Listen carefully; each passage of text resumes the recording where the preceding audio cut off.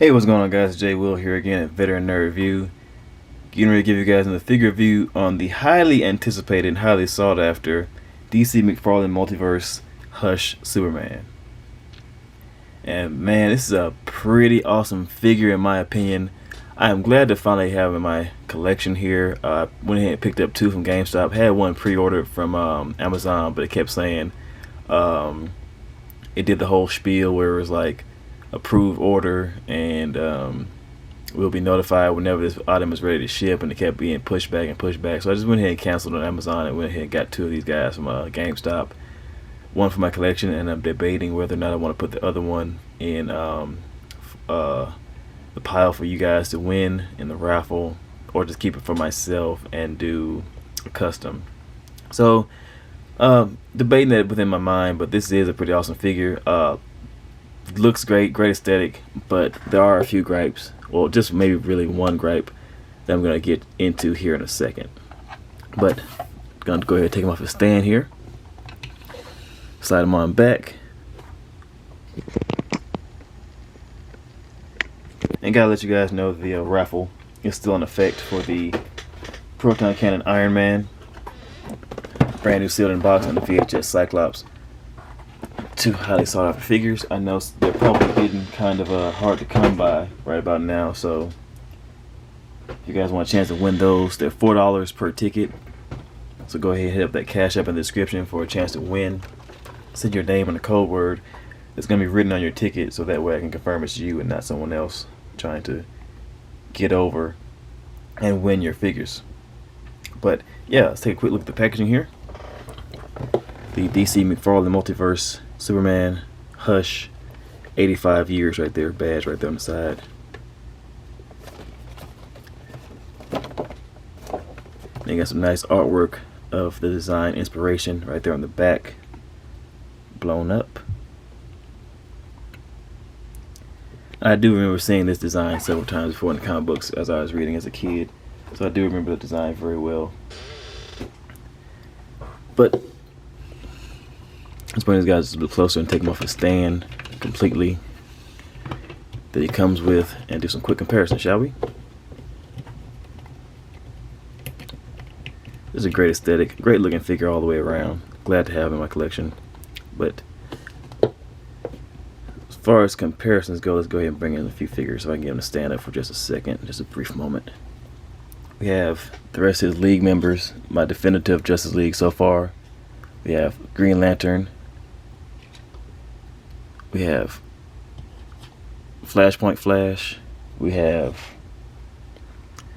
the Arkham City Batman, my definitive Batman now. If you guys seen that review, you know why I love him so much. Then of course we have the classics Martian Manhunter. And now I'm just completely waiting on Hulk Girl, if they ever decide to make one, and the Wonder Woman that they announced. I'm hoping, praying, fingers crossed, that she is in scale with this set that I have right now, because as we'll get further into the video, I explained there's been a lot of discrepancies with the height variations in the DC figures, McFarlane figures anyway. So there's a bit of a annoyance there as far as height is concerned. And so yeah, these guys look great together. Definitely very much captures the aesthetic of the comic books, in my opinion, of what they look like, or at least what I feel like they look like in my head. And the Arkham City Batman right there, he looks great with the setup, in my opinion. I did have the Rebirth Batman on display right here with this set. Well, previously I had the 2-pack Hush Superman on display, but he's going to be replaced with this Superman now, and this Batman are going to be the two replacements for that setup. Just trying to get the perfect set of scale and design for my Justice League display. So far this is what I've come up with. Not bad in my opinion and everything. Trying to get these guys in scale, but of course gonna go ahead and bring these guys back out now.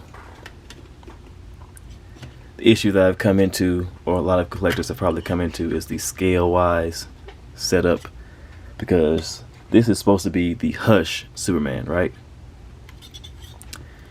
So someone explain to me why Hush Superman scales like this compared to the Hush Batman. So if you guys anybody want to explain that to me, McFarlane guys, DC guys, come on. You can't call this Hush Batman Hush Superman when Superman is like significantly shorter than Batman. Although, however, in the movies, the Snyderverse movies, I'm pretty sure Ben Affleck is significantly taller than Henry Cavill or Cavill. But they didn't really, they were able to kind of hide that on screen a little bit, force perspective and whatnot. But yeah, Batman should never really be taller than Superman by that degree. That is crazy. But working my way around that, trying to figure out a way to combat that. At first, I had this idea right here. I took the head off of the Hush 2-pack Superman to put with the Dark Knight Returns Superman, and that works a lot better with them being close to the same height. That's much better. But as far as the display goes, it works as long as you have like a shorter, Flash character maybe. But then you have the Rebirth Flash, who is taller than this. I haven't reviewed him yet, but it'll be coming soon. And then you have a Martian Manhunter, who is shorter than Batman and Superman, when he should really be taller than Batman and maybe just an inch or so taller than Superman, if not maybe just the same height as Superman. So that makes it look weird. So it's just a big struggle with finding the right scale. So if they made a new Martian Manhunter that was like a little bit taller, that would work. But nevertheless, bring these guys back out. The display you guys saw earlier is the best setup I've had so far. And of course, he scales very well with Doomsday, seeing as how he is exact remold, or not exactly remold, but a copy, a remake of the 2-pack Hush Superman that's battle damaged. So, but moving further along, this duo right here seems to work the best as far as height comparisons go. And of course, the Arkham City Batman has the best aesthetic that I have so far in my collection as far as Batman is concerned. So, but as far as accessories go, he does come with his flight stand right here that I had him displaying on just a second ago. He does come with interchangeable hands. He comes with a set of down to business hands and a set of flight hands. So that's pretty cool to finally get some variation in hands, accessories, and whatnot. He also comes with a collectible trading card, which is the the image from the back of the package, just shrunk down right here. And it also comes with a read-up right there on the back. If you guys want to read it, go ahead and pause it now.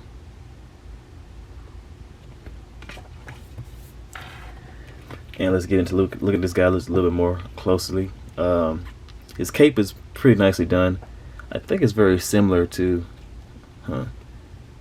the Dark Knight Returns Superman, just kind of like reflected across, going like the other way, but I guess that's what the design they were going for anyway. And then of course they went ahead and put the shield on the back of his cape right there, the gold S. So very nice. As opposed to the 2-pack Superman that does not have it. But this guy looks very good. The aesthetic is very well done. One gripe that I do have, again, it was the cufflinks kind of deal right here that they keep putting on the Superman figures, like of this styling, when in the artwork of the comic he did not have the cufflink thing right there. So that's a bit of a bummer. So I saw somebody on Facebook kind of customize theirs and kind of filed that down and repainted it blue to where they made it smooth again. So I may look into how to do that or whatever. But for right now, he's great for what he is. Nice looking face sculpt. I feel like the lips are kind of on the thin side, but it's whatever. It doesn't really stray too far off from the face of the comic right there.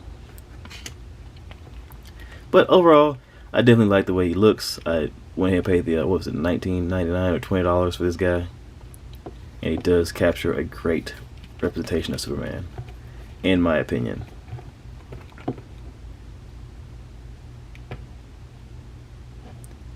If it'll focus for you guys for a second. But nevertheless, get into the articulation portion. His head can look up that far, down that far. side to side turning, head tilting, great range of wobble. Shows much to size that far, down that far, to go all the way around. They are the butterfly joint from McFarlane. Bicep swivel, double joint elbows that bend in that far. Wrist swivel with up and down motion of the hands and back and forward dice rolling. Very large fists, kind of weird how they're scaled with his head. Upper diaphragm joint and lower diaphragm joint, so you get a great range of crunch right there. You give him a nice flight pose, a flight stance. With, of course, rotation in both parts. Legs carried to the sides that far, a little bit further, depending on how far you're willing to stretch the diaper piece. To the front, back, a little bit of upper thigh wiggle in there. Double joint knees that bend in about that far. Then you do get the McFarlane ankle joint right there, so you can pivot, rotate the foot around on the ball joint and get different range of articulation. And you do get toe articulation as well. So yeah, great figure. Definitely high marks. I'd say a good maybe 3.5 out of 5 stars maybe. So it's on the high end, great figure. But as far as the height thing goes, it is a bit of a bummer when you get down to scaling. Trying to have a Justice League that is as accurate as possible to how they would actually be scaled in the real world or comic books or animation or otherwise. And McFarlane is kind of making that a little bit difficult. But yeah, that's going to do it for me, guys. Let's go ahead and set the group shot back up. Appreciate you all coming out, checking out the video. Hit the like button, comment, subscribe, share your thoughts. Share this video with anyone you guys think might be interested in winning the figures at the beginning of the video. And yeah, well, y'all be safe out there, I guess. Later.